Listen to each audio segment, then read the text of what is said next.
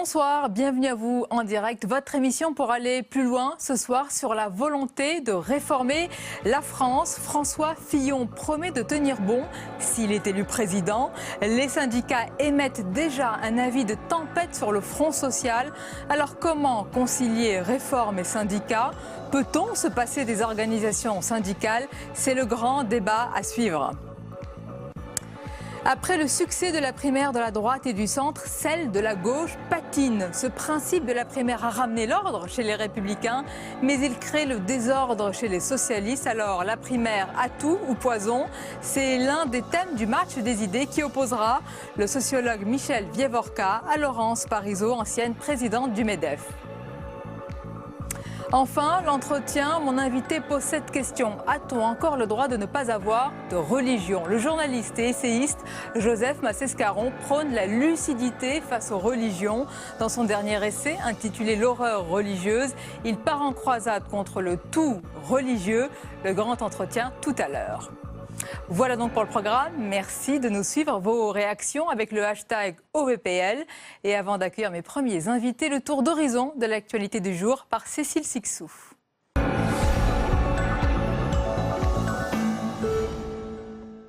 La chemise arrachée du DRH d'Air France, l'image a fait le tour du monde.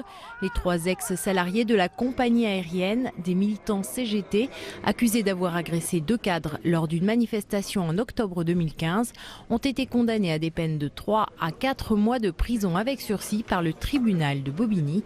2 autres prévenus ont été relaxés. On peut faire un rappel à l'ordre, mais de là à les condamner, y compris avec des peines de prison avec sursis, je trouve que ça fait beaucoup.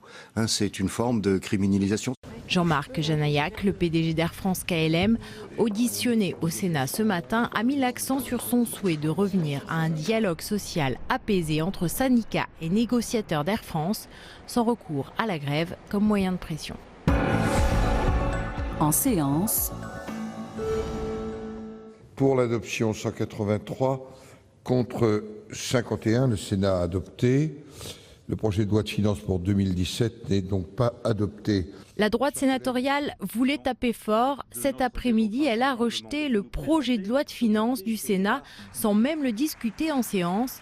Une manière de dénoncer un budget qu'elle juge trop optimiste à 1 an de la présidentielle. C'est un budget électoraliste, il y en a pour tout le monde. La masse salariale de l'État augmente de 4% l'année prochaine.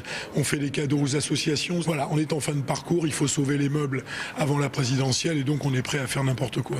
Une situation dénoncée par les socialistes. Selon eux, le Sénat sera affaibli par ce vote. Il ne débattra pas des crédits versés aux collectivités territoriales. Au centre. Fin de la primaire à droite, mais pas de retour au calme chez les centristes. Au contraire, après la victoire de François Fillon, leur famille politique est encore plus tiraillée. D'un côté, les pro-Fillon comme Hervé Morin veulent créer un nouveau centre. De l'autre, les jeunes UDI appellent eux à rejoindre Emmanuel Macron. Enfin, dans l'équation centriste, il reste une inconnue, la candidature de François Bayrou. Les 2 hommes, François Bayrou, François Fillon, se connaissent bien. Ils se connaissent depuis longtemps, ils se parlent. Et je n'ai jamais noté d'animosité entre eux. Il y a des différences, c'est certain. François Fillon, de son côté, espère rassembler un maximum de centristes derrière sa candidature.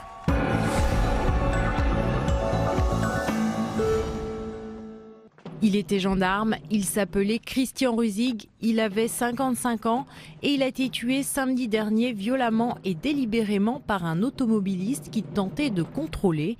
Ce matin, Bernard Cazeneuve lui a rendu hommage. Un nouveau palier a été franchi dans la violence à laquelle les forces de l'ordre sont confrontées. Cela doit être dit et redit inlassablement et chacun doit être parfaitement conscient de ses responsabilités face à ce phénomène. C'est le 8e gendarme tué dans l'exercice de ses fonctions depuis le début de l'année. Au Sénat. Je prononcerai son éloge funèbre ultérieurement, mais je tiens d'ores et déjà à saluer sa mémoire. 1 minute de silence pour rendre hommage à Michel Houel, mort ce mercredi matin à 74 ans. Sénateur Les Républicains de Seine-et-Marne depuis 2004, Gérard Larcher a salué sa mémoire. Ceux qui l'ont bien connu, l'ont accompagné, se rappellent d'un homme toujours affable, chaleureux, ouvert au dialogue et humaniste. Après Louis Pinton et Paul Vergès, il est le 3e sénateur à disparaître ce mois-ci. Et dans l'actualité, une question au cœur de la campagne présidentielle. Comment réformer en France ou la France? François Fillon promet de tenir bon s'il est élu président. Les syndicats émettent déjà un avis de tempête sur le front social. Alors comment concilier réforme et syndicats? Faut-il ou peut-on se passer des organisations syndicales? On en parle avec nos invités ce soir. Fanny Guinochet, bonsoir. Journaliste à l'opinion en charge des questions politiques et économiques. Face à vous, Valérie Toragnan, bienvenue et bonsoir. Bonsoir. Directrice de la revue des Deux Mondes. Avec nous également Catherine Perret, bienvenue et bonsoir. Vous êtes secrétaire confédérale de la CGT, en charge de la démocratie sociale et de la protection sociale. Et avec nous également notre chroniqueur économique Jean-Louis Gombault. Bonsoir Jean-Louis. Bonsoir Sonia. Alors mesdames, messieurs, avant d'entrer dans le vif de notre débat, je vous propose d'écouter bien ce soir les propos de François Bayrou. Il était l'invité du 20h de France 2 et il a attaqué, dénoncé le programme de François Fillon. Le projet qui est celui de François Fillon est dangereux pour l'alternance. Parce que les choix qu'il fait sont des choix qui vont, à coup sûr, marquer négativement tout ce qui pourra être proposé sur ce sujet. On annonce que le travail va être payé moins, parce que les fonctionnaires qu'on annonce vouloir passer de 35 à 39 heures sans que ces heures se trouvent payées, ou le privé, où on annonce qu'on fait sauter la référence aux 35 heures pour la remplacer par une référence à 48 heures, ça veut dire une chose très simple, il n'y aura plus d'heures supplémentaires en France. Or, moi, je pense exactement le contraire. Je pense non pas qu'il faut payer moins le travail, mais qu'il faut le payer davantage. Pour vous ? Je pense que les salariés du public et les salariés du privé sont dans une situation aujourd'hui où beaucoup n'arrivent pas à finir les fins de mois. Et personne ne le dit. Et à droite, il n'y a personne pour dire ça. Voilà, alors que faut-il penser, Valérie Toragnan, de manière générale, de cette intervention ce soir? Parce que François Bayrou, il dénonce le projet de François Fillon, mais il a de l'amitié de l'homme. Pour l'homme, il n'exclut rien, mais il n'y va pas encore. En tous les cas, il tape fort sur le programme du candidat de la droite et du centre. Oui, mais comme vous dites très justement, il n'exclut rien. On sent qu'il est l'habile homme politique qu'il est et qu'on connaît, hein, et qu'il est en train un peu de mesurer justement quels sont pour lui les intérêts, les avantages d'y aller ou de ne pas y aller. Donc il tape sur le programme, mais en même temps il ne ferme pas complètement la porte par rapport à François Fillon. Ça ressemble, le fait qu'il tape sur le programme, ça ressemble quand même à une amorce de début de candidature ou de menace entre guillemets de candidature, c'est-à-dire faire peser dans la balance le fait qu'il pourrait être candidat, peut-être pour négocier quelque chose ou entamer une discussion avec François Fillon, et puis mettre en avant la fonction publique. Il ne faut pas oublier que François Bayrou est a une cote de popularité assez importante chez les fonctionnaires, notamment chez les enseignants. Et le fait qu'il défende les enseignants, il défend son électorat potentiel et en tout cas le cœur des fonctionnaires qui lui est assez proche. Donc pour l'instant, je le sens en position peut-être de commencer à amorcer un tournant et à habilement négocier une suite. Voilà, pour le décodage ce soir de cette intervention. Vous partagez cette analyse, Fanny Guinochet? On reste sur notre fin, évidemment, parce qu'on se disait à 20h, il va annoncer une candidature, et puis effectivement, c'est un peu oui, un peu non. Mais c'est très malin, parce que qu'est-ce qui se passe depuis une semaine? On entend que Fillon, ça va être la destruction du modèle social, que ça va être la casse sociale, que ça va être absolument terrible. Donc, s'il a quelque chose à négocier, c'est le côté, moi j'arrondis les angles, je permet de prendre en compte une parole plus modérée, d'adoucir quelques réformes. Donc c'est ça qui met dans la balance ce soir François Bayrou. Jean-Luc Gombault, est-ce qu'il a raison, François Bayrou, de dire que François Fillon doit se souvenir de l'héritage séguiniste, la droite sociale? L'héritage séguiniste, il y a longtemps, je crois que M. Fillon l'a abandonné. D'ailleurs, il me l'avait dit un jour. Vous savez, c'est resté peu de temps. J'ai été peu de temps séguiste, enfin le temps de voter quand même contre le traité de Maastricht. Donc c'est qu'il sera le premier président de la République française à avoir voté contre le traité de Maastricht. Non, l'héritage de Séguin reste une espèce de peut-être de nostalgie vague dans son esprit, mais on n'est plus du tout au temps de Séguin. D'ailleurs, c'est pas sûr si aujourd'hui M. Séguin était vivant qu'il se souviendrait de son propre héritage, tant la situation a évolué depuis. Quant à M. Bayrou, je crois que son problème, c'est qu'il a trop cru au sondage. Il a cru que Juppé allait sortir gagnant et sa carte était celle-là. Comme beaucoup l'ont cru, mais tout le monde ne fait pas de la politique professionnellement, si je puis dire. Donc lui, il l'a cru. Et s'il croit toujours au sondage, je crois qu'il vaut mieux qu'il s'abstienne. En tous les cas, en attendant, et on va voir votre réaction, Catherine Perret, bien François Fillon, lui, ne change pas de programme, il est droit dans ses bottes et il dit ce qu'il pense des syndicats. On l'écoute, c'était il y a quelques jours sur RTL. Ils ne sont pas puissants, justement, ils sont assez faibles d'ailleurs, ils sont faibles. Et moi je préférais qu'ils soient plus puissants, moi je préférais qu'il y ait une grande ou deux grandes organisations syndicales puissantes. Ils sont faibles par eux-mêmes, ils sont faibles par leur comportement, ils sont faibles par le fait qu'ils ont peu d'adhérents, par le fait que les Français ne sont pas séduits, ne sont pas convaincus, ni par les syndicats, ni par les partis politiques. Tous les mêmes d'ailleurs. Catherine Perret, c'est un diagnostic juste. Alors c'est un peu toujours la même rengaine que porte M. Fillon et bien d'autres. Je me bornerai à lui rappeler que les adhésions des syndicats, de tous les syndicats français réunis, sont plus importantes que les adhérents des partis politiques. Donc opposer démocratie sociale et démocratie politique, à mon avis, ça ne tient pas. Et puis je crois qu'en ce qui concerne la CGT, on a démontré qu'on était en capacité de fortement mobiliser les salariés derrière des propositions. Et d'ailleurs, par rapport au premier sujet que vous avez montré, moi, il me semble que ce qui est important de retenir dans l'intervention de François Bayrou ce soir, c'est qu'il dit qu'il faut payer le travail. Et je crois que c'est ce que beaucoup disent aujourd'hui. Il faut payer le travail. Et donc, peut-être sortir effectivement de ce dogme de la baisse du coût du travail pour répondre réellement aux attentes des citoyens et des salariés. Et je crois que les syndicats, et en particulier la CGT, sont là pour porter leur voix.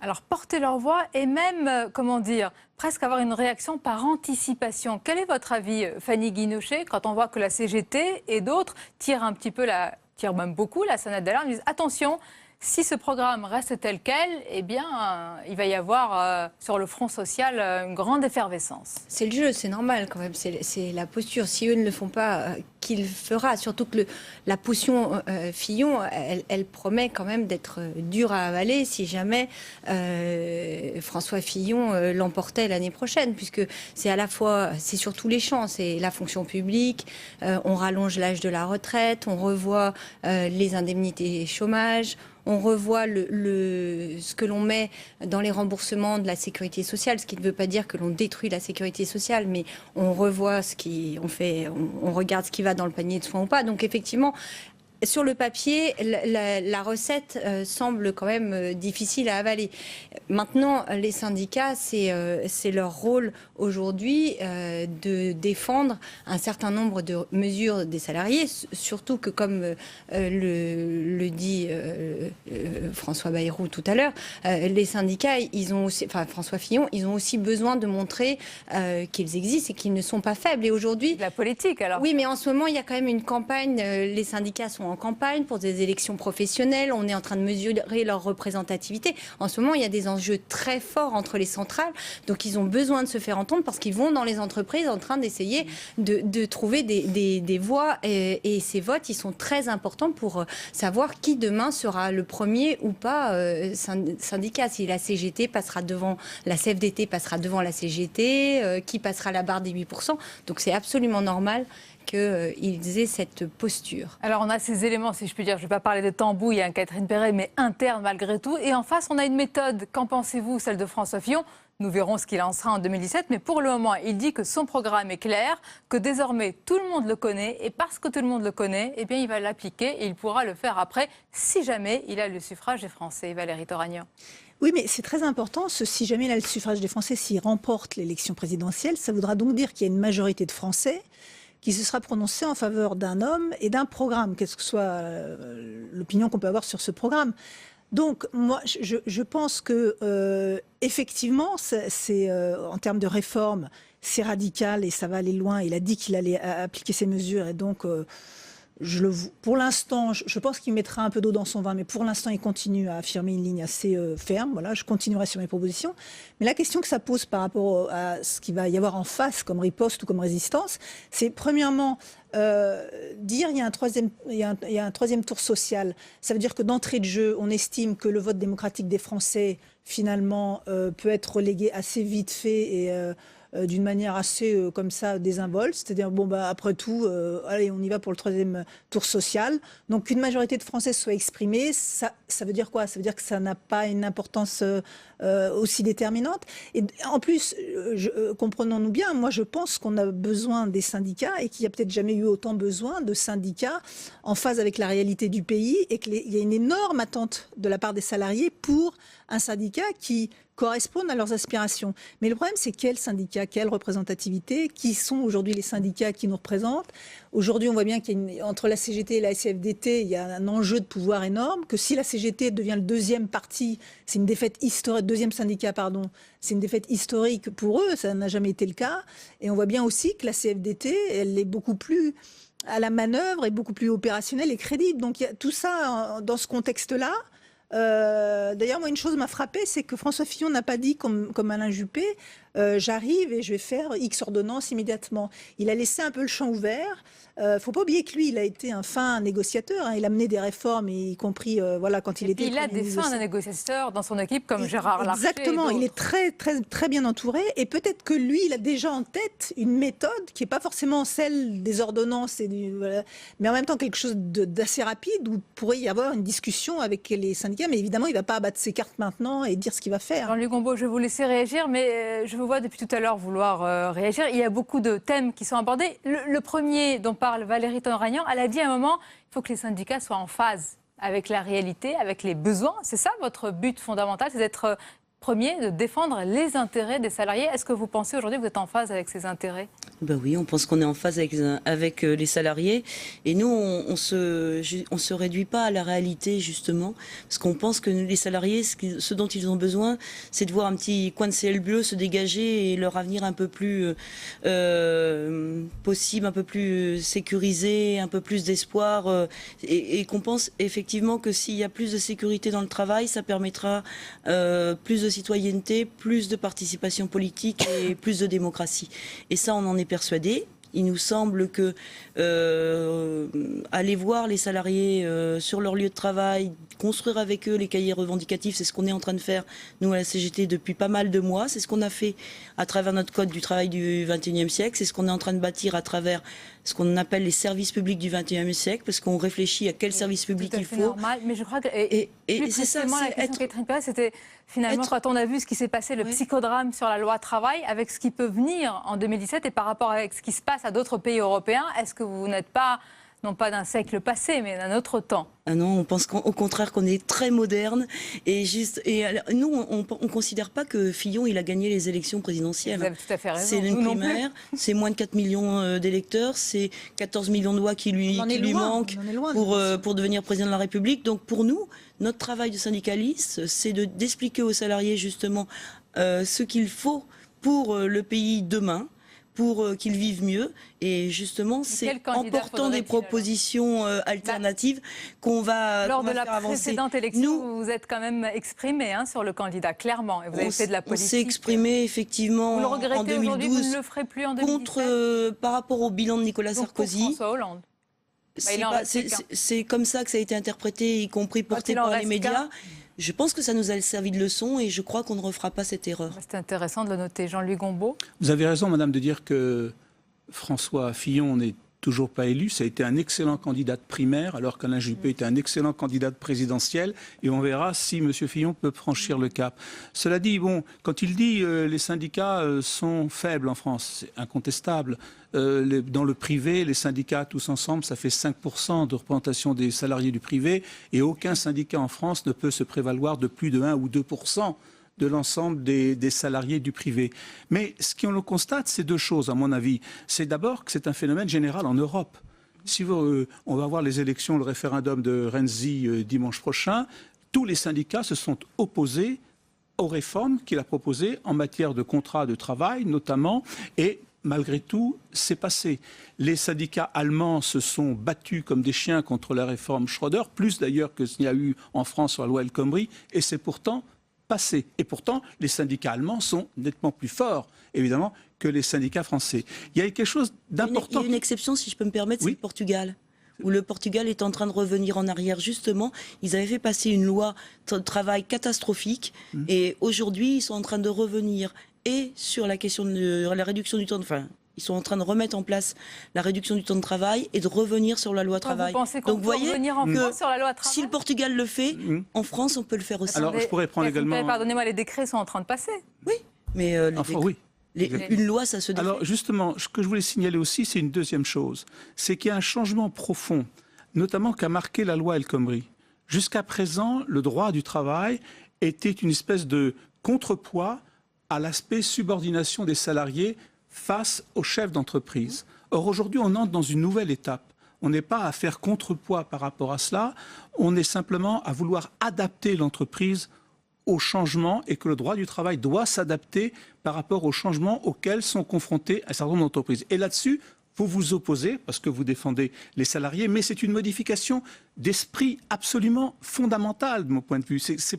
Et ça, c'est M. d'ailleurs Hollande qui l'a introduit dans un discours aux forces vives en 2014, où il a dit « il faut maintenant que le droit du travail permette à l'entreprise de s'adapter, et non pas ce qu'il était sur le plan traditionnel. » Et ceci, c'est général dans l'ensemble de l'Europe, et les syndicats sont devant un problème particulier.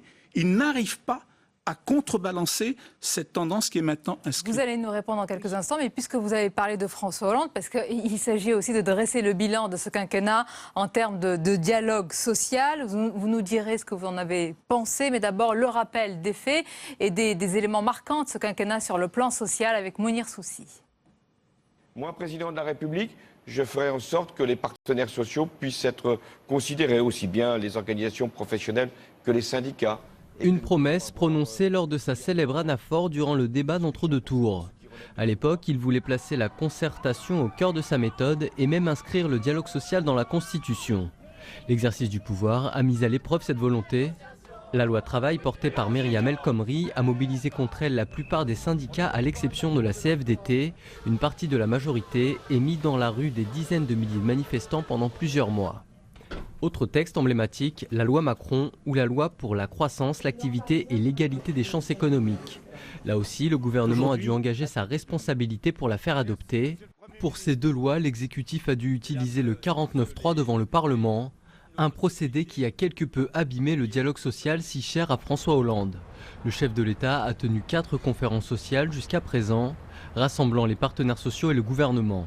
La dernière en 2015 était boycottée par la CGT, premier syndicat de France. Mais il est passé où ? Il est passé où ce fameux dialogue social, Fanny Guinochet, celui qui a été vanté, célébré, fêté ?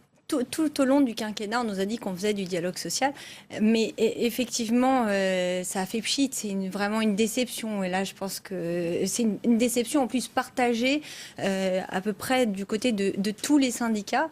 Mais par contre, quand même, sur la méthode, c'est vrai que comment mettre les syndicats, ce que nous enseigne l'histoire, enfin en tout cas de ces 2 derniers quinquennats, c'est que c'est très dangereux finalement de miser sur une centrale. Parce que l'erreur de Nicolas Sarkozy, ça avait été de faire le jeu avec la CGT. Excusez-moi, mais c'est l'analyse que j'en fais. Il y a eu des deals sur les régimes spéciaux. Alors, confirmé. On fait les régimes spéciaux. Du bout des lèvres. Ça nous coûte cher. Comme ça fera passer la réforme des retraites dans le privé derrière. Enfin, pour Nicolas Sarkozy, ce qui comptait, c'était que la CGT ne bloque pas le pays. François Hollande, lui, il croit à la social-démocratie, donc lui, il a fait le jeu de l'ultra-CFDT. Donc tout a été, pendant tout ce quinquennat, très en amont. La CFDT a donné le là, ses idées ont été reprises. Au moment de la loi travail, et d'ailleurs, on le voit très bien dans un livre là, que vient de publier Jean-Claude Mailly, comment les autres syndicats sont restés sur le côté et du coup l'ont très mal vécu, puisque finalement, les les amendements, les arbitrages étaient faits en fonction du oui ou du non de Berger. Je caricature, mais c'était un peu ça. Et finalement... Moi, c'était constructif. Hein. C'est-à-dire que le problème avec la CGT, c'est qu'on bloque, on bloque. Donc, alors après, oui, mais sur l'analyse... avec qui ils pouvaient construire... Oui, mais c'est quand même très difficile de laisser toujours... Il faut jamais... Dans toute négociation, y compris commerciale, il faut jamais avoir le sentiment que les autres sont humiliés, laissés sur le côté, pas considérés. Et c'est ça aussi qu'on a payé sur la loi travail.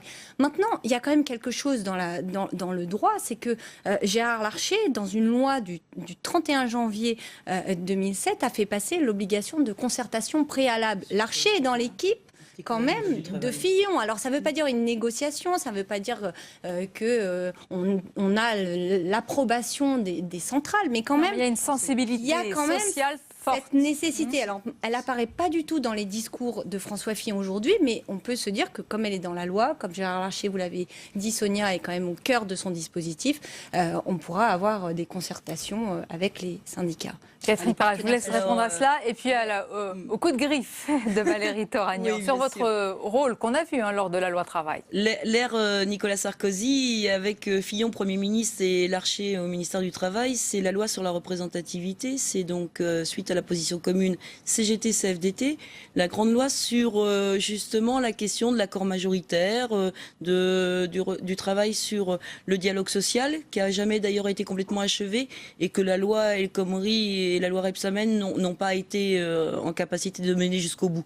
Donc je ne sais pas s'il y a eu des deals de passer avec la CGT et la CFDT sur ce sujet-là pendant l'ère Sarkozy, mais en tout état de cause, on a travaillé de concert, les deux grandes centrales syndicales sur cette question-là. Donc c'était mieux sous Nicolas Sarkozy ? Je n'ai pas dit ça, puisque y compris en 2012, on a fait le bilan de plutôt éviter le retour de Sarkozy, mais en tout état de cause, sur cette période-là, il y a eu cette loi de 2008 et qui a encore des conséquences aujourd'hui. Après, nous, on en a vraiment un peu marre d'entendre dire que la CGT est dans l'opposition. On a une démarche qui est claire, qui a été sanctionnée par de nombreux congrès. On est sur une démarche de contestation, proposition, négociation. Et en amont, dès septembre 2015, nous avons posé un document sur la table du ministère du Travail en disant voilà ce que nous on pense devoir faire en matière de code du travail. Il a été donné. C'est un document très léger. C'était un document quand même qui s'appelait mise en place du code du travail 21e siècle et qu'on n'a pas arrêté de porter, qu'on a porté en janvier, qu'on a porté en février. Je rappelle, et vous l'avez dit, que l'article 1 du code du travail oblige à ce qu'il y ait négociation pour toute modification en profondeur du code du travail. Vous l'avez dit, monsieur, c'est effectivement une réforme d'ampleur, de fond fondamentale. Il n'y a eu ni concertation, ni négociation en amont du projet de loi travail. Je vous rappelle que la CGT l'a appris par la presse. Oui, exact. Par la presse en février. Non, mais sur la méthode, je crois que tout le monde est d'accord. Alors, nous n'avons pas arrêté d'avoir des propositions. Vous apprendrez pas par la presse. J'ai participé pour la CGT. J'ai participé pour la CGT en décembre 2015 aux négociations sur ce que nous on appelle sécurité sociale professionnelle, ce qui est devenu le compte personnel d'activité. Nous avions énormément de propositions. Vous avez dit quelque chose d'intéressant tout à l'heure parce que vous avez mis en opposition malgré tout le quinquennat de Nicolas Sarkozy et de François Hollande sur ce sujet et vous n'êtes pas la seule. Jean-Claude Mailly de Force ouvrière, il dit que François Hollande a été celui qui a le plus parlé du dialogue social et qui en a fait. Voilà, on l'écoute justement. Je ne considère pas que le dialogue social ait progressé, notamment dans la dernière période. Je faisais référence au pacte de responsabilité et à la loi travail. Écoutez, ça a été un échec en termes de concertation sur ces deux thèmes. Je rappelle que le pacte de responsabilité, que mes collègues comme moi, des autres syndicats comme moi, on l'a appris en regardant la télé un 31 décembre 2013.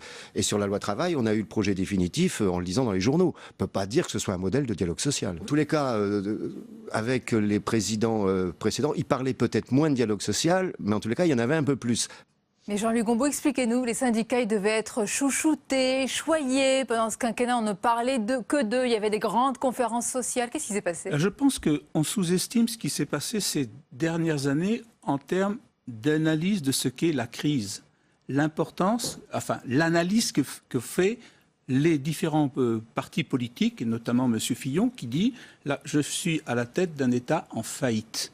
Donc, ça pose deux problèmes sur la nature et la profondeur des réformes qu'il faut engager. Et deuxième question, est-ce qu'il faut tenir compte des intermédiaires ? C'est-à-dire, est-ce que on a besoin d'intermédiaires pour faire passer ces réformes, ou bien si ces organisations dites intermédiaires ne sont pas un obstacle à faire passer ces réformes vite. Je rappelle par exemple que dans le programme de François Fillon, c'est en 3 mois. C'est-à-dire qu'il ne dit pas dans 5 ans, dans le quinquennat, comme avait dit un petit peu M. Hollande, vous me jugerez sur pièce, je mets 5 ans pour faire mes réformes. Lui, il classe par exemple la réforme du droit du travail en 3 mois. Alors que la réforme du droit du travail qu'il préconise, qui est un peu vague, mais enfin, on voit que c'est très ample, on voit quand même que c'est très ample, c'est la loi El Khomri puissance N. Oula, et lui, il dit, moi... Puissance 10, dit...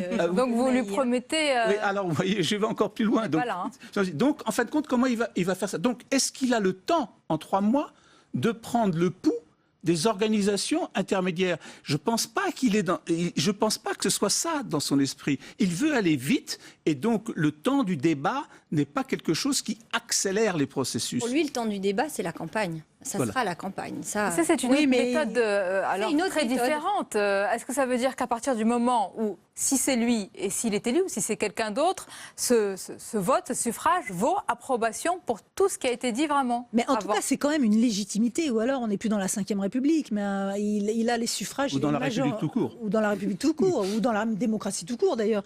Il a les suffrages qui le portent, il est président, il dit, ça fait des mois, voire des années que je dis que c'est mon programme, et il y a une majorité de Français qui s'est prononcé pour moi, ça lui donne quand même une certaine légitimité. C'est pour ça qu'effectivement, hein, les fameux 100 jours, il faut agir extrêmement vite, mener les réformes qu'on a dit qu'on ferait, faire ça, ne pas créer de surprise.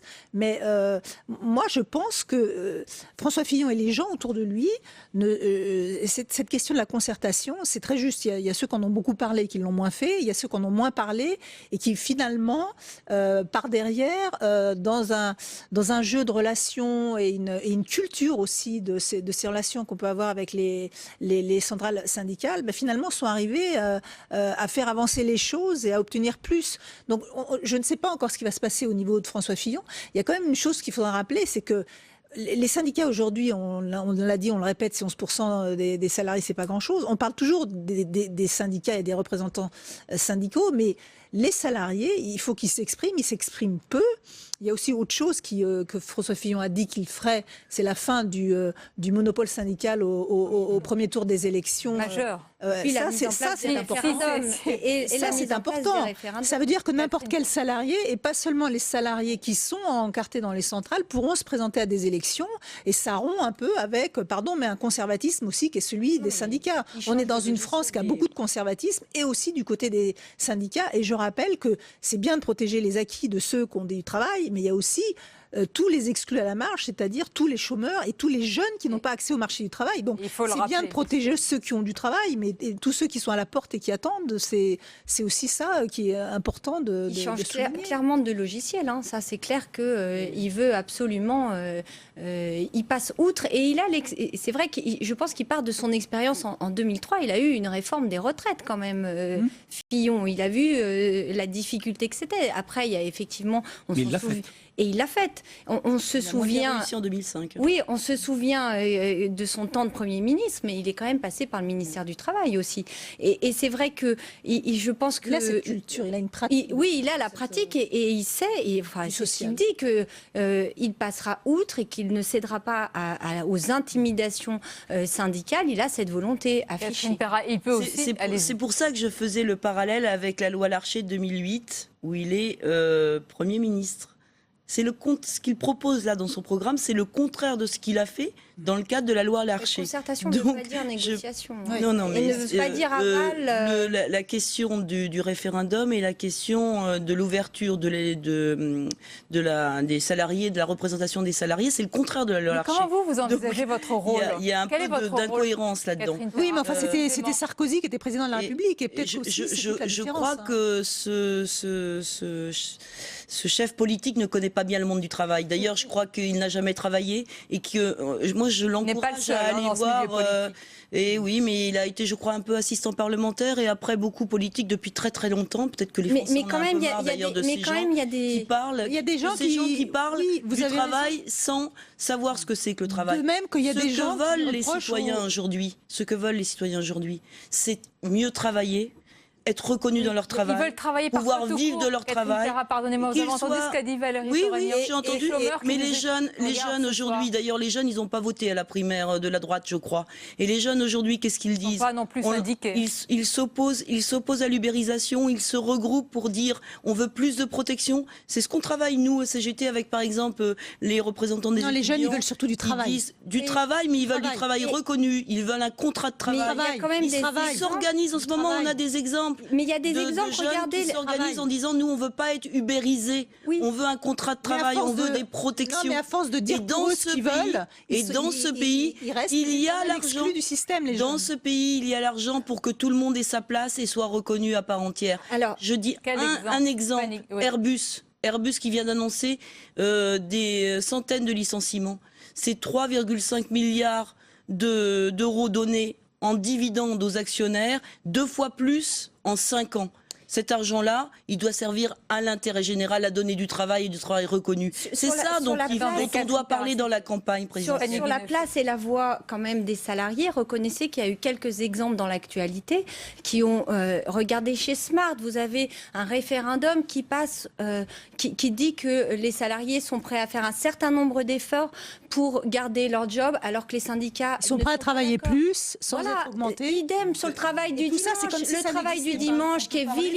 Attendez, mais le travail du dimanche qui est vilipendé par les centrales syndicales, la plupart sont contre. Et vous avez quand même un certain nombre de salariés qui ont envie de travailler le dimanche parce qu'il y a des accords, parce qu'il y a des avantages à le faire et qu'il y a effectivement des jeunes qui sont ravis d'aller les travailler le dimanche. Donc c'est là où il y a ce décalage entre on passe forcément par un système d'accords avec des partenaires sociaux qui sont, y compris patronaux, qui ne sont pas toujours en phase avec la réalité, et puis derrière des aspirations face à un monde du travail qui change. C'est pour ça que la représentation doit être plus importante, parce que les salariés, ils ont quand même droit au chapitre, et aujourd'hui, il n'y a pas de raison qu'il y ait une attitude de condescendance et paternaliste qui consiste à dire de toute façon c'est mieux que vous, quels sont vos intérêts. Et quand dans une entreprise, quand dans une entreprise les syndicats, que ce soit du côté du patronat ou des centrales syndicales agissent pour les intérêts de la centrale et pas forcément l'entreprise où travaillent les salariés, ça pose aussi un problème pour les salariés. Donc toutes ces habitudes ont aussi beaucoup nui à la perception qu'ont les salariés dans ce pays des centrales syndicales. C'est une réalité. Deux visions qui s'opposent, mais juste prenons comme exemple, on va sortir en guise de conclusion de nos frontières hexagonales, l'Italie, l'Allemagne, bon, ce qu'on appelle le modèle du dialogue social allemand, on le connaît, mais l'Italie, Matteo Renzi, nous verrons ce qu'il en sera dimanche, mais depuis quelques années, il fait passer ces réformes, dit-on, sans les syndicats, et il les a fait passer, notamment celle du marché, la réforme du marché du travail. Notamment sa réforme du CDI, dont on parle même beaucoup en France. Et comment a-t-il fait? Il a eu des millions de gens dans la rue. Mais écoutez, des millions de gens dans la rue, il y en a eu également sur la loi travail. Le problème, c'est quel est le dernier recul auquel on a assisté en France? C'était sur le contrat première embauche. Et ce n'était pas lié aux syndicats, enfin, même si les syndicats ont appuyé, c'était lié au fait que c'était des jeunes qui se rassemblaient et que ça posait véritablement un problème au pouvoir. Mais la réforme des retraites, la réforme sur le service minimum, l'ensemble des réformes sont passées. On critique beaucoup M. Hollande, mais toutes les réformes sont passées. Et là, il y a mais c'est pas seulement en France, il y a un véritable problème pour les syndicats. Vous citiez tout à l'heure le Portugal, que je ne connais pas, mais je pourrais citer la Finlande, par exemple, où les réformes structurelles sont passées malgré l'opposition des syndicats. Ça passe partout. Ça a commencé dans toute l'Europe. C'est ce que je viens de dire. Et là, les syndicats ont un véritable problème. C'est-à-dire comment nous organiser dans le contexte économique et social tout à fait nouveau et de crise dans laquelle nous nous trouvons. Je pense que pour M. Fillon, il estime que le moment est choisi pour vider l'abcès, pour aller au fond, y aller vite. Il pense ça, en tout cas. Quel que soit l'homme politique, effectivement, ce que l'on voit, c'est que partout où les réformes sont passées, c'est vrai qu'elles avaient été annoncées, martelées. C'est vrai que l'opposition s'est exprimée, par exemple, pour reprendre l'exemple de l'Italie, mais Matteo Renzi avait annoncé la couleur. Donc finalement, on peut penser que le vote démocratique, la démocratie politique pèsera plus que la démocratie sociale. Mais c'est pas parce que vous annoncez la couleur que vous n'envoyez la conclusion. Après, hein. C'est sûr, mais quand même, c'est plus facile que Bien de sûr. faire des réformes. Et les dont on n'avait syndicats jamais doivent parlé. accompagner ces réformes parce que c'est des moments importants pour la société. Il faut une flexi-sécurité, il faut continuer à protéger quand même les salariés, mais dans une dynamique où la réalité du travail a changé et il y a une crise. Allez, Aussi le mot de la fin et la réponse. Je suis désolée Très de vous court. dire que ce que vous êtes en train de dire là, ça encourage pas les gens à participer à la vie politique et à la vie sociale, parce que Ah ce si, il dont faut ont qu'ils besoin les gens, syndiquent, il faut qu'ils syndiquent. ce dont ont besoin les gens, c'est d'avoir de l'espoir de vivre mieux et de progrès social. Alors là où je vous retrouve, c'est qu'effectivement, il faut renforcer le rôle des syndicats, parce que pour l'instant... Donc réformer les syndicats peut-être. Non, renforcer le rôle des syndicats, c'est-à-dire donner de nouveaux droits aux syndicats. C'était l'objet notamment de la négociation sur le dialogue social avant la loi C'est la Rebsamen. conclusion, Catherine. Pour les salariés particulièrement les moins bien protégés des petites et des moyennes entreprises que la CGT rencontre en ce moment dans le cadre Ce des qu'il en sera, nous verrons aussi qui sera le président élu en 2017 et ce qu'il adviendra sur le front social. Merci beaucoup pour ce débat et cette analyse. Merci à vous. La suite de votre émission. Et après le succès de la primaire de la droite et du centre, eh bien celle de la gauche patine sérieusement. Ce principe de la primaire a ramené l'ordre chez les Républicains, mais il crée le désordre chez les socialistes. Alors la primaire, atout ou poison? Eh bien c'est l'un des thèmes du match des idées qui opposera le sociologue Michel Vievorka à Laurence Parisot. Tiens, ça vous dit quelque chose forcément, Catherine Pierrat, ancienne présidente du MEDEF, et c'est juste après la pause. À tout de suite, on vous attend. Depuis plusieurs années, la Birmanie a laissé peu à peu la démocratie s'installer dans le pays, avec les victoires successives du parti d'Aung San Suu Kyi. Ce changement politique a vu l'apparition d'Internet et des réseaux sociaux. Une révolution pour toute une génération de jeunes Birmans. Birmanie, l'éveil au monde, demain à 18h sur Public Sénat.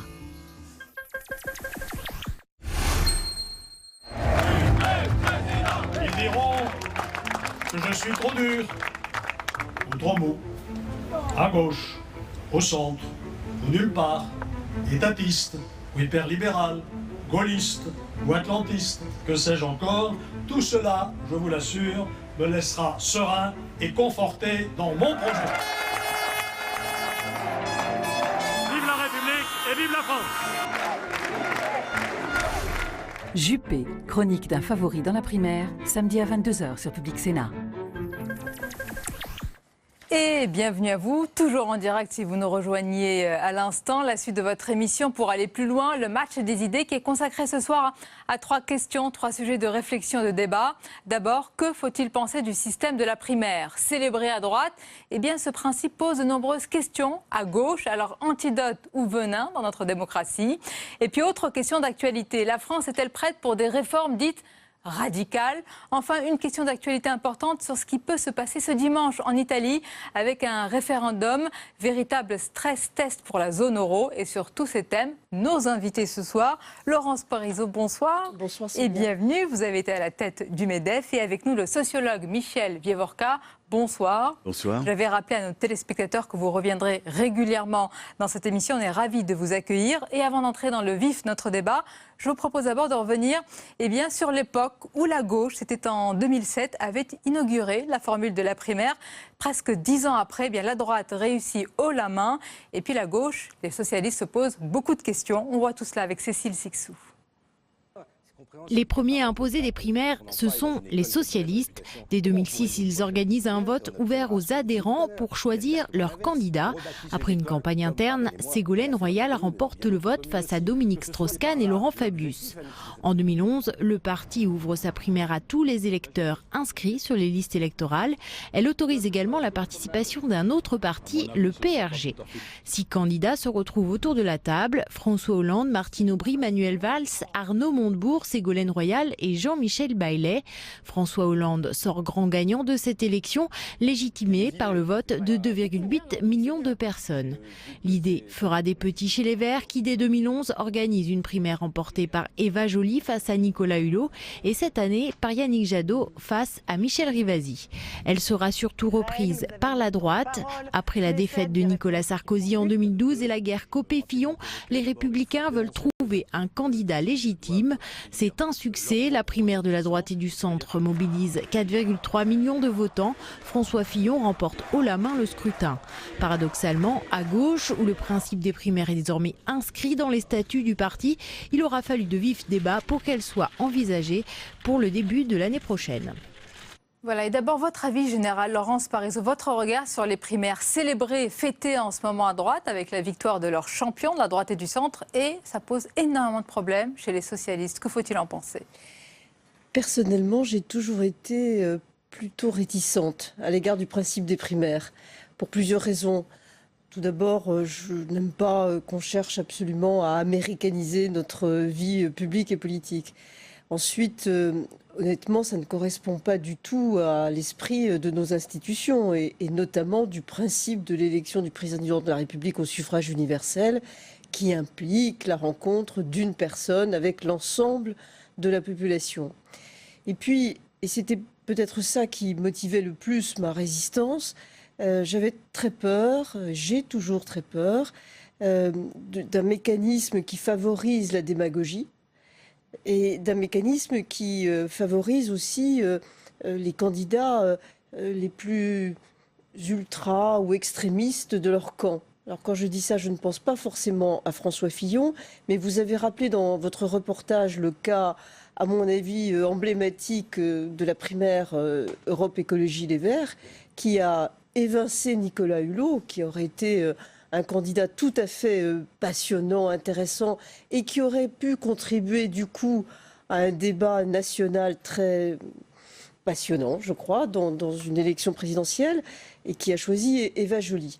Alors pour toutes ces raisons, j'étais plutôt hostile. Mais je reconnais, juste pour nuancer néanmoins mon propos, que la dernière phase, pas la première phase de cette primaire de la droite et du centre, la dernière phase a été tout à fait intéressante. Et je trouve que c'est surtout grâce au débat télévisé. Et il faut peut-être dire bravo, la primaire a mobilisé, mais essayons de tirer aussi les enseignements de cette passion qu'ont eu les téléspectateurs français pour ces 3 grands débats télévisés. Il y a quand même eu beaucoup plus de téléspectateurs que de votants. Oui. Il faut, je crois, avoir ça à l'esprit. Oui, mais c'est peut-être que une partie des Français ont regardé ce qui les attendait aussi pour 2017, et c'est surtout une majorité de la droite et du centre qui s'est déplacée.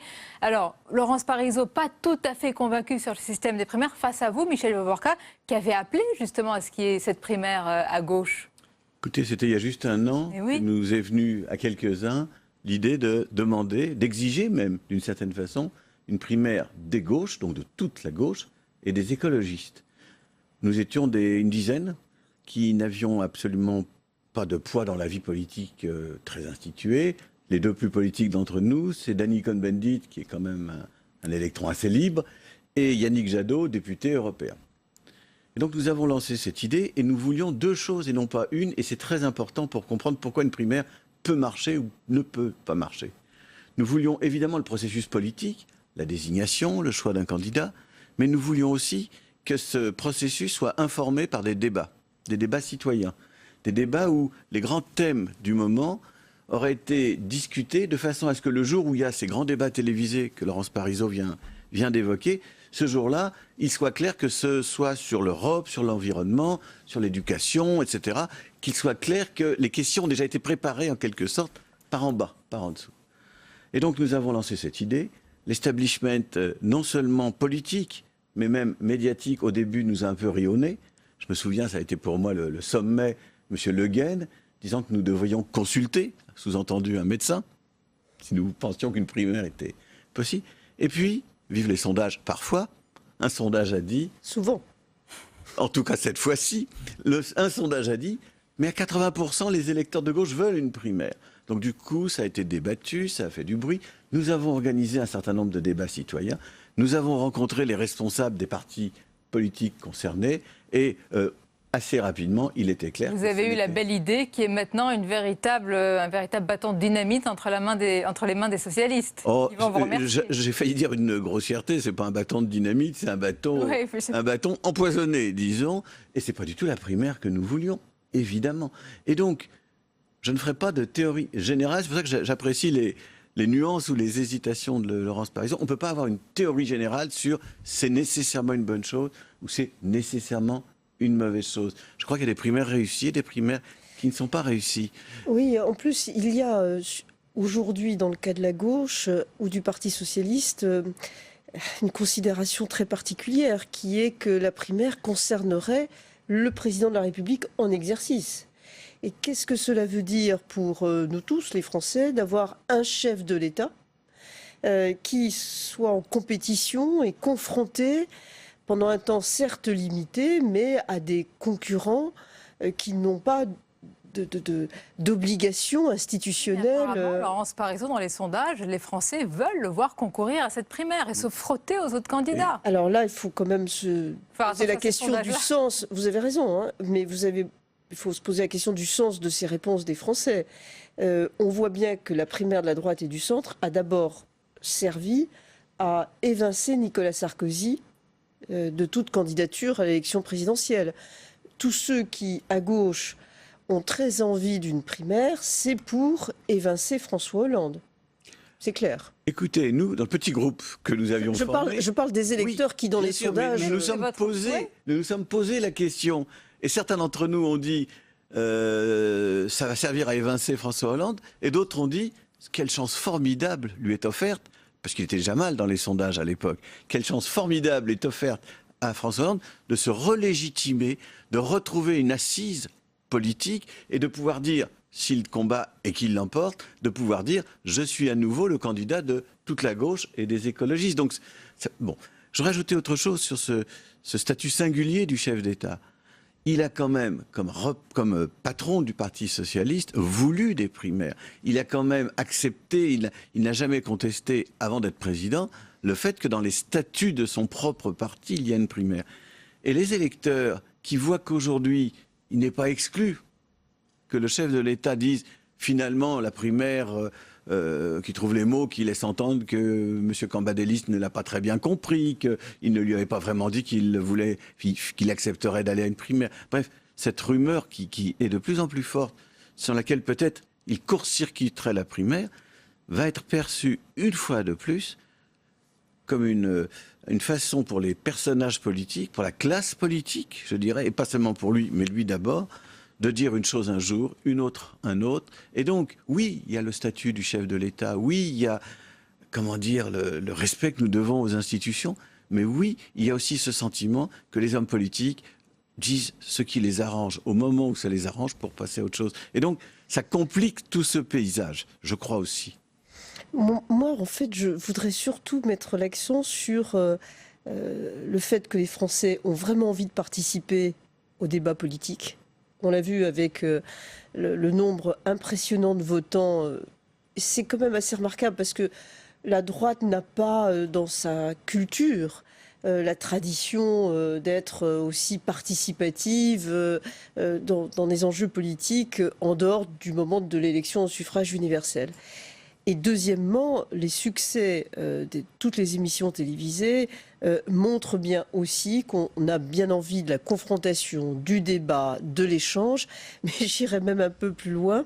On a envie d'émissions télévisées au cours desquelles les hommes et les femmes politiques ont le temps de dire les choses. Et ça, c'est très important, notamment ici, dans cette émission-là. Et si on considère ce qui s'est passé dans cette primaire de la droite et du centre, les candidats autres que les trois principaux au départ et que les deux derniers à l'arrivée, les autres candidats ont été très vite marginalisés, et pour une bonne raison. C'est que les 2 ou 3 candidats les plus importants incarnaient des orientations politiques qui se sont dessinées de plus en plus clairement. Je suis très frappé, l'image de François Fillon, il va peut-être essayer de la modifier, il va peut-être essayer de la nuancer.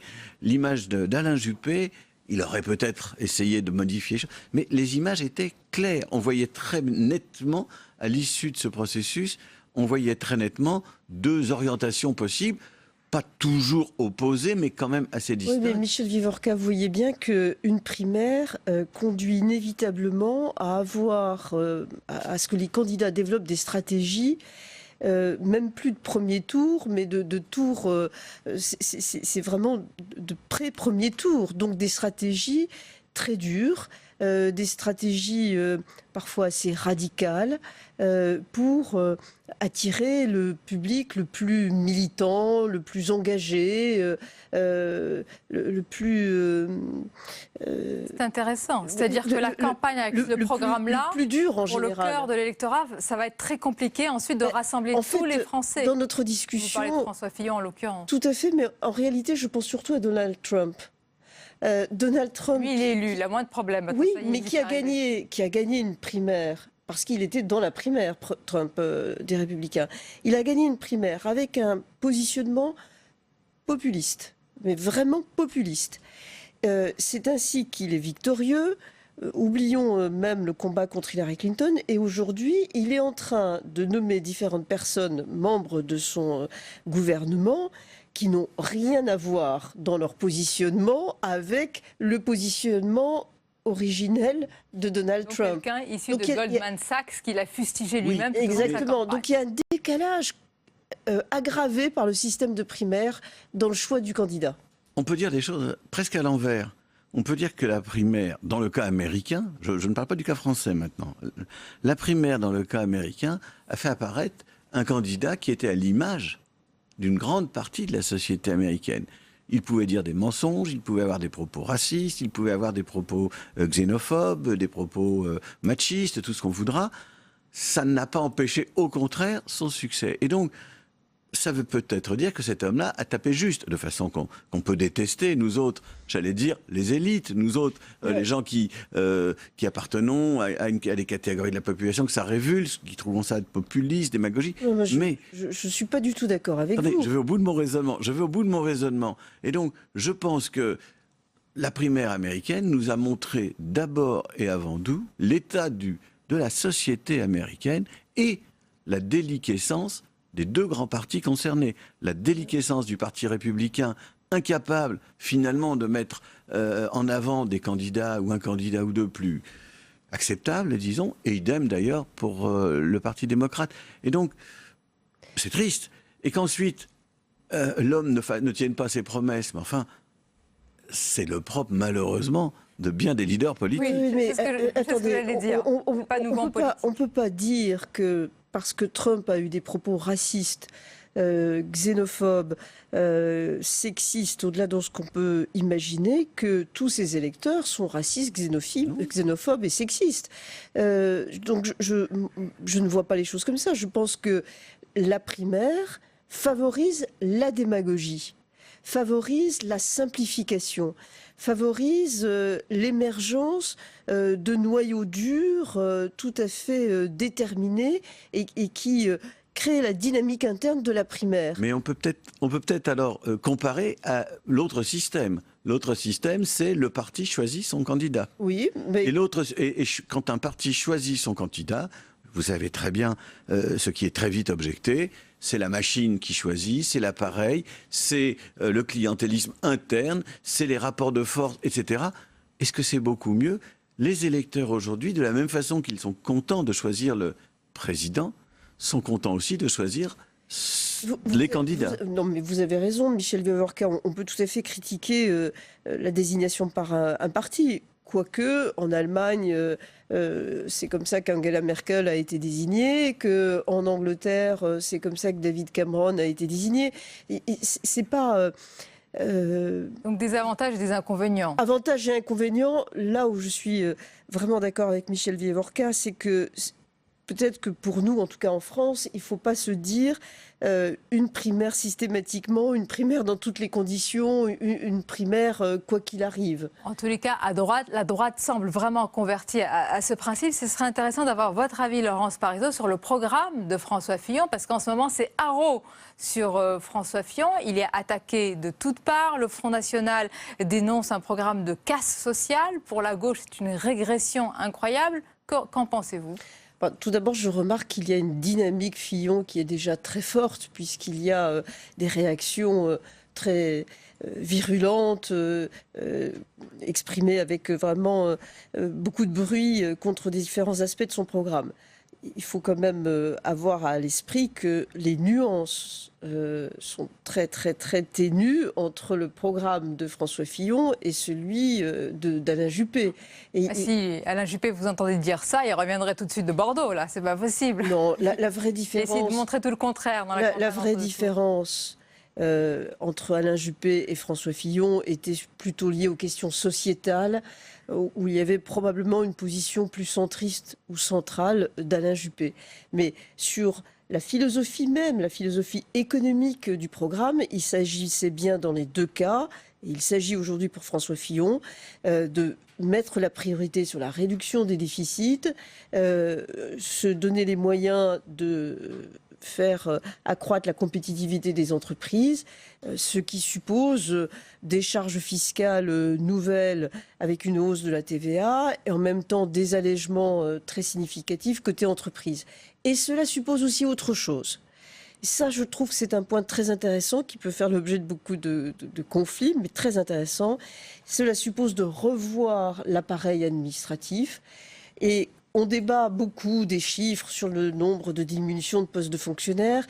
Moi, je trouve que c'est un peu le sujet, mais c'est surtout qu'à partir de là, on devrait se demander comment avoir une administration plus efficace, plus productive et surtout plus en phase avec les citoyens, avec les usagers, avec les ménages et avec les entreprises. J'entends ce que vous dites. Je vais caricaturer pour résumer. Le programme de François Fillon et d'Alain Juppé, c'est bonnet blanc et blanc bonnet. Mais alors, Michel Vivorca, qu'est-ce qu'il raconte, j'allais dire, François Bayrou ce soir aux 20h de France 2 quand il dit que le programme de François Fillon est dangereux? C'est-à-dire que par opposition, celui d'Alain Juppé ne l'était pas. Écoutez, tout le monde sait que François Bayrou, pardon, je fais des drôles de lapsus, que François Bayrou, il l'avait dit très publiquement, soutenait Juppé, mais ne soutiendrait pas, à l'époque c'était Sarkozy. Bon, ça a été Fillon. Donc évidemment, les choses ont bougé. Moi, ce que je crois, c'est que, non pas qu'il y a eu je serais entre ce que Laurence vient de nous dire et ce que dit François Bayrou. C'est-à-dire, je pense que les différences ne sont pas si ténues que ça, mais je pense qu'il n'y a pas non plus un fossé entre les deux orientations.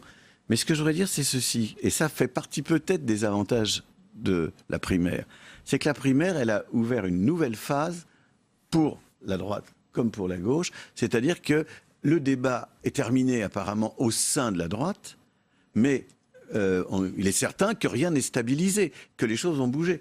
Parce que, et ça c'est la chose politique peut-être la plus compliquée, mais la plus importante, c'est que François Fillon doit se positionner maintenant dans un paysage politique où il aura, de toute évidence, deux adversaires à combattre. D'un côté, si une gauche se reconstruit, je n'en suis pas certain du tout, mais enfin, il y aura quelqu'un ou quelques-uns sur sa gauche. Et puis d'un autre côté, un Front National qui paradoxalement, mais peut-être pas si paradoxalement que ça, qui paradoxalement tient des positions, j'allais dire, moins droitières sur certains, à certains égards. Il se gauchise avec François Fillon. Comme si François Fillon les avait un moment débordés sur leur droite, j'exagère, mais après tout, Marine Le Pen n'est pas allée aux manifestations contre le mariage pour tous. Après tout, j'entendais Florian Philippot hier ou avant-hier. Florian Philippot nous dit, nous on veut un État social, nous on veut prendre en priorité des mesures de soutien, etc. Quel est votre avis, Laurence? Autrement dit, il y a deux... Oui, en guise de conclusion, on arrive à la fin de ce débat. Le Front National a un programme économique qui non seulement est complètement bancal et très très dangereux pour notre pays, mais qui repose sur un pilier, le national, avec vraiment la fermeture des frontières et le rejet de l'autre sous toutes ses formes, qu'il soit investisseur, immigré, etc. Et du pseudo-social. Alors je ne vais pas faire la jonction des deux mots national et social, mais c'est classique. Non, je ne le fais pas. Pour un parti qui aujourd'hui, voilà, mais quand même, faut bien avoir à l'esprit ce qui est à l'origine même de cette pensée-là. En ce qui concerne la situation, la stratégie économique de François Fillon, moi je trouve qu'aujourd'hui, il n'y a plus une vision de gauche d'une politique économique et une vision de droite d'une politique économique. Vous avez des gouvernements de droite dans différents pays occidentaux qui veulent une relance keynésienne. Et vous avez des gouvernements de gauche dans différents pays occidentaux qui veulent une politique de l'offre. Et nous verrons ce que cela va donner. Donc là, on est plutôt dans la politique de l'offre et de réduction des déficits. La vraie question désormais pour François Fillon, c'est la question de la méthode. S'il est élu, s'il veut appliquer ce programme, comment le faire? Nous n'en sommes pas là. Oui, mais le chemin est long et incertain encore. Mais le débat va peut-être s'orienter sur le comment. Parizeau, pour conclure, pardonnez-moi parce qu'il nous reste très peu de temps, mais je lis une réaction amusante qui vous demande, je vois souvent Laurence Parizeau sur vos plateaux, est-ce que ça veut dire qu'elle va s'impliquer dans la politique? Chiche, vous dit cet internaute. On me pose souvent la question, je vais d'abord prendre des vacances dans quelques jours, comme beaucoup de Français, je l'espère, à Noël. Et puis après, on verra le débat tel qu'il s'oriente. J'ai toujours dit juste une chose très simplement. S'il s'agit de combattre le Front National, oui, je m'impliquerai. Je suis tellement patriote que ce serait pour moi l'horreur absolue. En tous les cas, d'ici là, vous revenez sur le plateau pour débattre avec Michel Vivorca pour le match des idées. Merci encore pour ce débat et cette analyse. Merci à vous. Dans quelques instants, l'invité pour le grand entretien, ce sera Joseph Massescaron, journaliste et essayiste pour son livre L'horreur religieuse. Mais d'abord, le tour d'horizon de l'actualité du jour.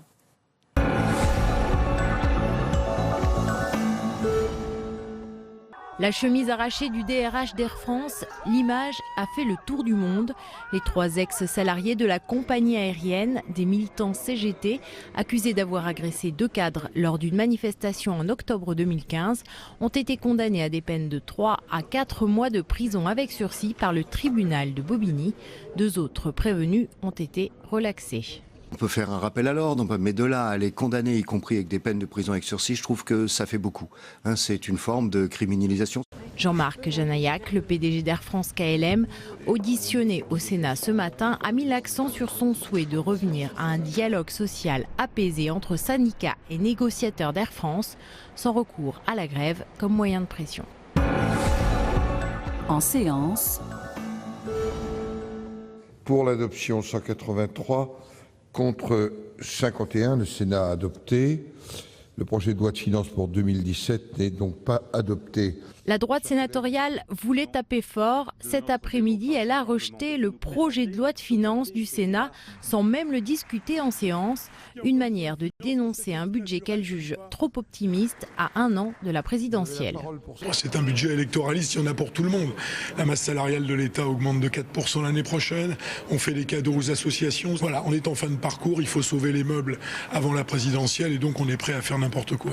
Une situation dénoncée par les socialistes. Selon eux, le Sénat sera affaibli par ce vote. Il ne débattra pas des crédits versés aux collectivités territoriales. Au centre. Fin de la primaire à droite, mais pas de retour au calme chez les centristes. Au contraire, après la victoire de François Fillon, leur famille politique est encore plus tiraillée. D'un côté, les pro-Fillon comme Hervé Morin veulent créer un nouveau centre. De l'autre, les jeunes UDI appellent eux à rejoindre Emmanuel Macron. Enfin, dans l'équation centriste, il reste une inconnue, la candidature de François Bayrou. Les 2 hommes, François Bayrou, François Fillon, se connaissent bien. Ils se connaissent depuis longtemps. Ils se parlent. Et je n'ai jamais noté d'animosité entre eux. Il y a des différences, c'est certain. François Fillon, de son côté, espère rassembler un maximum de centristes derrière sa candidature.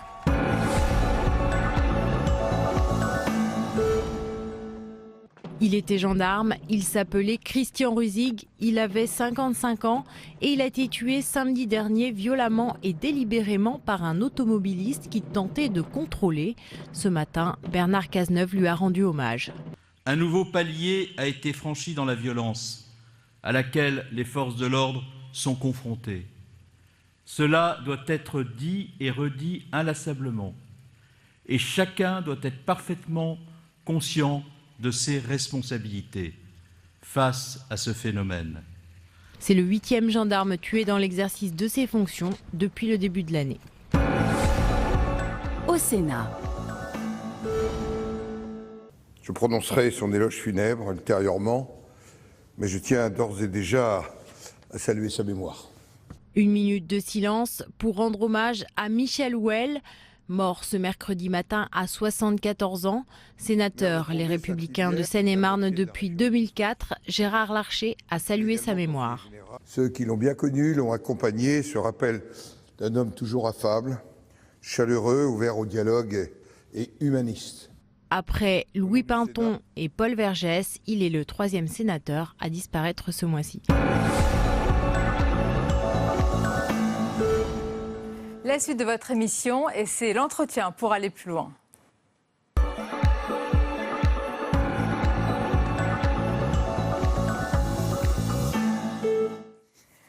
Mon invité ce soir est journaliste, président du comité éditorial à Marianne, essayiste, auteur de nombreux ouvrages dont le dernier en date s'intitule L'horreur religieuse, dont on va parler en détail ce soir. Bonsoir Joseph Massescaron. Bonsoir. Avant de parler de votre livre, mais il y a un lien, je voudrais d'abord vous poser une question d'actualité. Le gouvernement a dans son collimateur des sites anti-IVG, vous avez sans doute entendu parler de cette polémique, et de son côté, la droite s'en offusque, mais aussi l'Église. Il y a Monseigneur Pontier, par exemple, qui voit dans le projet gouvernemental, je cite, une atteinte à la liberté d'expression. Est-ce que ce n'est pas là ce que vous dénoncez, la religion partout, tout le temps ? On est là doublement dans ce que je dénonce. Vous avez tout à fait raison. D'abord parce que on voit qu'il y a une double intervention. C'est-à-dire qu'il n'y a pas simplement une intervention du personnel politique qui est catholique et qui pourrait s'en émouvoir, de droite. On pourrait dire à ce moment-là, c'est de bonne guerre. Mais on voit l'épiscopat de plus en plus s'introduire dans les affaires du monde. Vous savez que, je vais leur donner une petite leçon de théologie. En théologie, il y a le temps de Dieu et le temps des hommes. Et bien, ils sont de plus en plus dans le temps des hommes et de moins en moins dans le temps de Dieu. Voilà. Et dernièrement, d'ailleurs, il y a eu aussi, j'attire votre attention sur un tweet qui a immédiatement été effacé de l'archevêque de Poitiers pour aller dans cette direction, parce que Marisol Touraine avait mis en cause autour de la question de l'avortement, elle avait mis en cause, vous vous souvenez, en disant c'est le retour de la France archaïque. Et l'archevêque de Poitiers prend un parti Marisol Touraine et la tutoie. Et lui dit Marisol, arrête ce discours, parce que cette France-là, elle va te reconduire à la porte. Est-ce qu'on imagine simplement, je ne sais pas, il y a 30 ans, par exemple, Monseigneur Poupard, qui existe toujours auprès du Vatican, qui est un grand ecclésiastique, tutoyer un ministre? Jamais. Et pourquoi est-ce qu'ils se permettent aujourd'hui de tutoyer les ministres? Ça, c'est aussi ce qui est traité dans le livre. Et justement, on va commencer par le titre de votre livre, Joseph Massescaron, L'horreur religieuse. Vous partez du constat, assez incroyable d'ailleurs, qu'aujourd'hui, ceux qui sont presque accusés, désignés du doigt de manquer de respect, ce sont les laïcs. Ils sont les nouveaux, je ne vais pas dire intégristes, mais ils sont les nouveaux, oui, un petit peu, ceux qu'on... Oh là là, regardez, c'est eux, ils manquent de respect à tout. Oui, il manque de respect à tout. Et là, je reviens à la première partie de votre question. Vous avez soulevé le lièvre, si je puis dire. C'est-à-dire, lorsque vous avez montré tout le paradoxe qu'il y avait à se dire sur la question des sites qui font des réponses totalement fausses, totalement erronées sur l'avortement, mais proches des milieux catholiques, et de dire, parce que ces sites sont mis en question, parce que quand même, c'est pas quelque chose de neutre, il y va de la vie et de l'équilibre. Je ne sais pas si c'est tous les sites, hein. Ça c'est un autre débat. Ce site en particulier, d'ailleurs, les personnes qui peuvent faire l'expérience sur Google l'ont fait et sont allées loin, parce qu'elles ont demandé conseil, et évidemment, elles ont eu des retours très, très, très, vraiment extrêmement curieux. Mais c'est dire que c'est une atteinte à la tolérance, eh bien, en fait, nous en sommes là. C'est-à-dire que les mots aujourd'hui n'ont plus le même sens. Les mots sont détournés de leur sens. C'est ainsi que, comme vous le dites, des laïcs peuvent être accusés d'être des intégristes, que les intolérants accusent les autres d'être intolérants. Dans le dernier livre de Salman Rushdie, qui est inspiré, comme vous le savez, des Mille et une nuits, il y a une phrase que j'aime beaucoup, parce que les djinns arrivent sur Terre, et pour troubler justement l'ordre du monde, pour introduire leur tyrannie, parce qu'ils veulent introduire leur religion et leur tyrannie, ces djinns, eh bien, qu'est-ce qu'ils font? Ils détachent les mots de leur signification.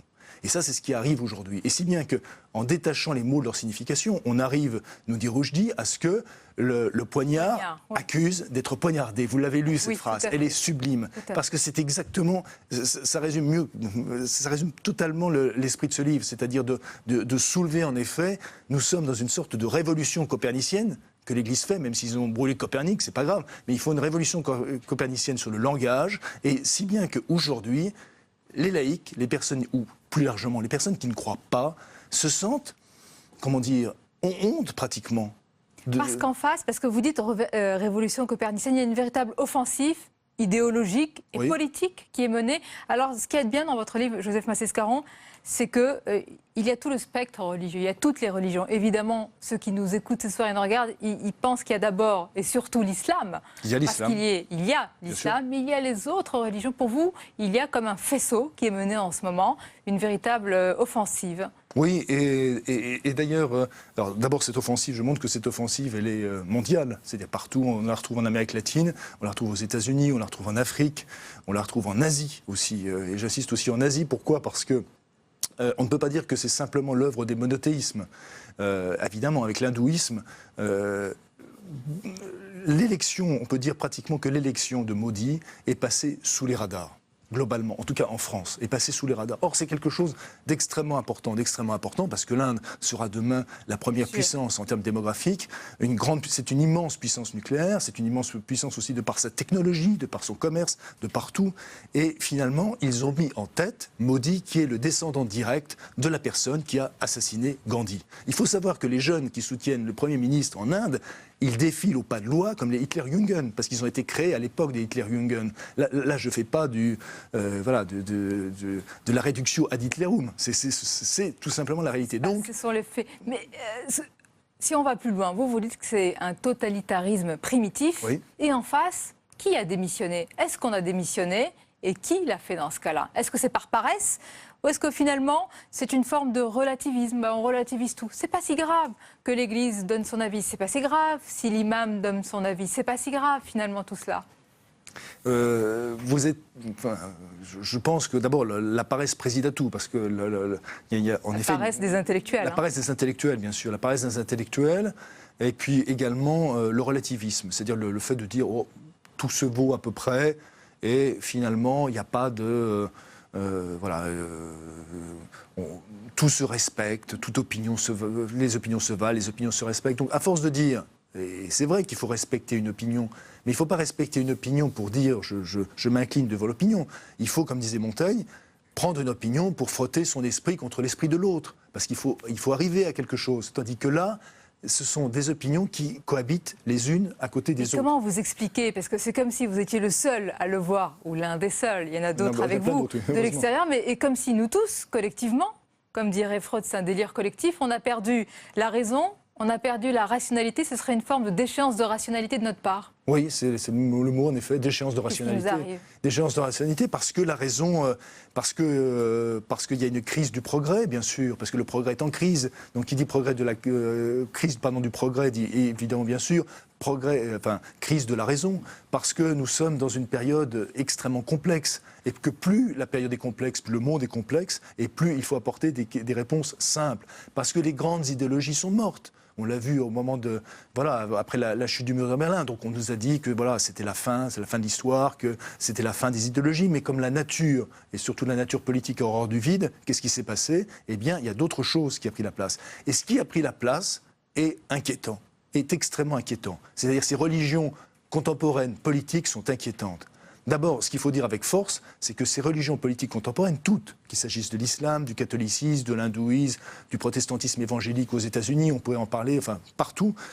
Pourquoi c'est inquiétant ? Parce que, en fait, contrairement à ce qu'ils peuvent dire, ils ne sont pas les héritiers d'un chaînon ininterrompu. C'est-à-dire que, malheureusement, c'est parce qu'on ne fait pas d'histoire des religions, mais il n'y a pas une religion qui ne bouge pas. C'est-à-dire le fait de dire que les religions ne bougent pas, c'est ça justement qui les rend folles. C'est comme le fait de dire que les ethnies ne bougent pas et sont toujours les mêmes. C'est ça qui provoque le racisme. Eh bien, c'est exactement au même type de phénomène auquel nous sommes en train d'assister. Mais qu'est-ce que Joseph Massescaron, il place au-dessus ? Alors, on va éloigner le terme, on va éloigner les religions. Qu'est-ce qu'on place au-dessus du sacré ? Est-ce qu'il faut mettre la science au-dessus de tout ? Est-ce qu'on doit être guidé et c'est la science qui doit tout dicter aujourd'hui face aux religions ? Je ne crois pas du tout. Je crois pas du tout.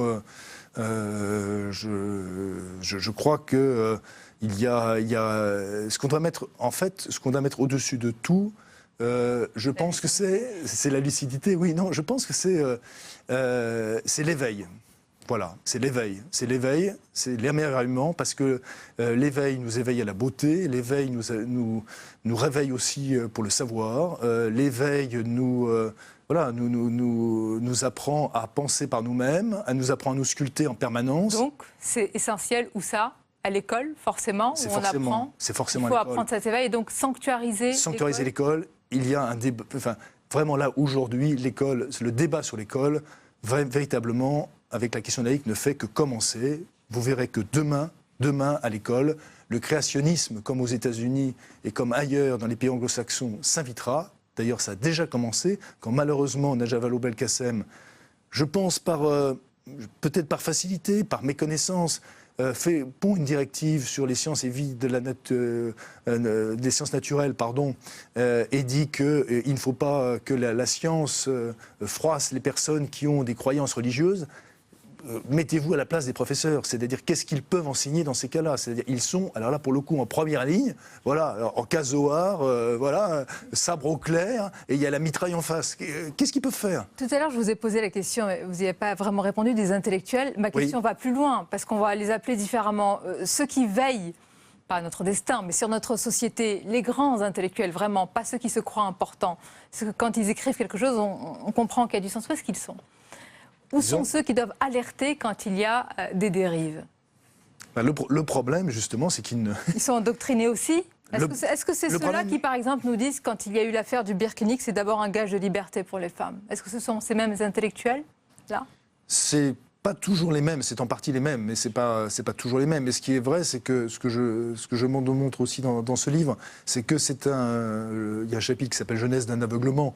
C'est une dérive que je crois qui a été amorcée il y a à peu près une vingtaine d'années, et que on a vu un certain nombre d'intellectuels, par exemple, passer de Mao à Moïse.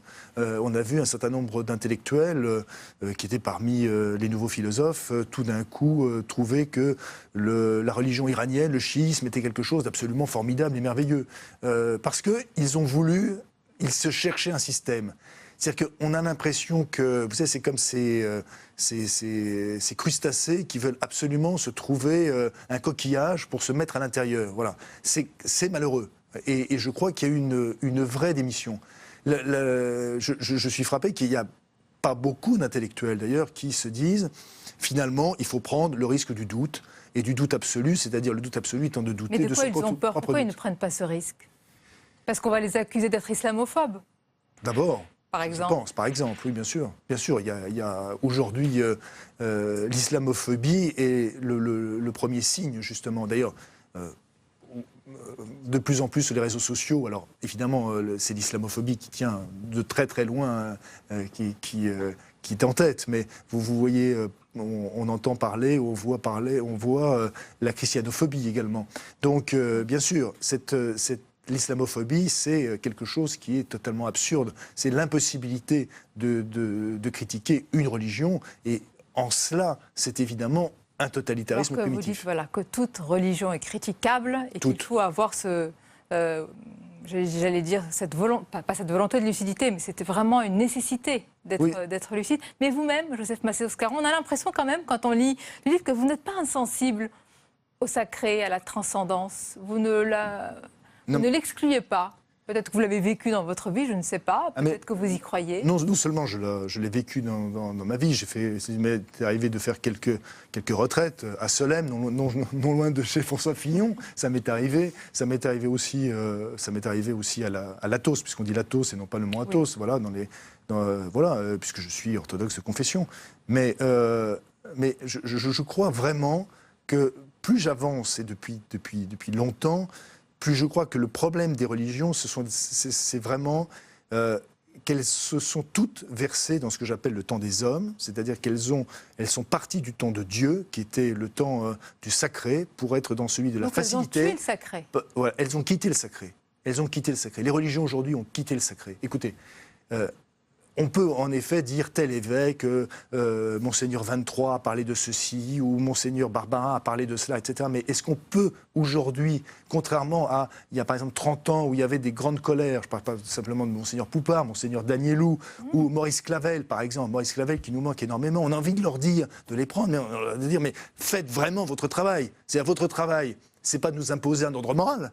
Votre travail, c'est de nous parler de Dieu. Et Dieu, nom de Dieu, comme disait Clavel. C'est ça la question. Et là aussi, il y a une très belle phrase de Rushdie, de Salman Rushdie, qui dit « Vivement qu'on en arrive à la fin des religions pour connaître enfin le véritable visage de Dieu. » La véritable face de Dieu, je crois. Ouais, c'est ça. Donc c'est ainsi, c'est finalement mettre de côté les religions pour voir le sacré. Oui. C'est ça le plus important. C'est le plus important. Merci Joseph Massescaron. Merci. C'était un entretien passionnant. J'espère qu'il a intéressé les téléspectateurs. Je rappelle le titre de votre livre, L'horreur religieuse, Tribune libre chez Plomb. Merci encore. On arrive presque à la fin de cette émission et comme d'habitude, ce sont d'abord les moments choisis sur notre antenne Public Sénat.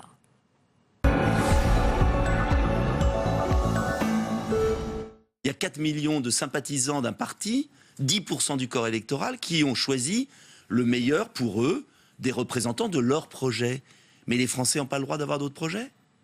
On est condamné à osciller entre des socialistes qui ont échoué lamentablement et des revenants qui ont gouverné ensemble pendant 10 ans. Car François Fillon, pardonnez-moi, est un revenant. Il a été le Premier ministre de Nicolas Sarkozy, il est député depuis 81, il est solidaire de tous les choix.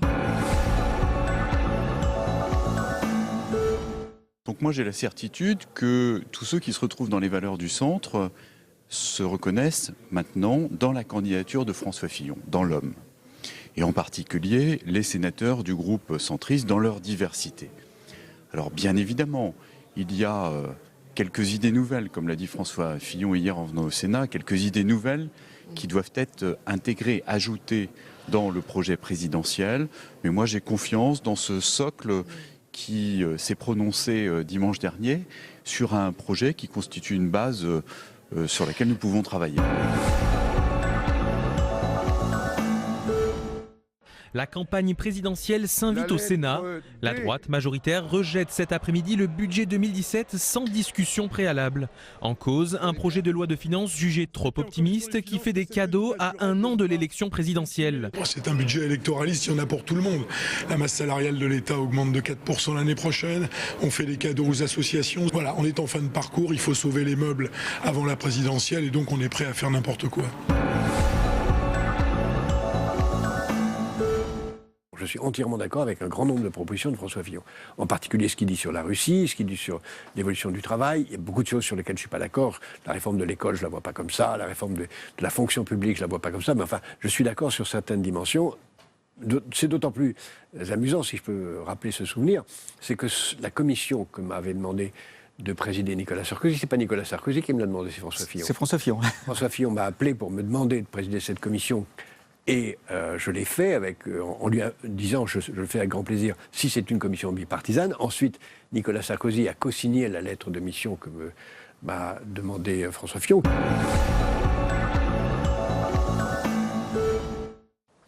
Il y a les mots des discours et puis il y a les mots des programmes. J'ai écouté François Fillon l'autre soir dans le débat avec Alain Juppé.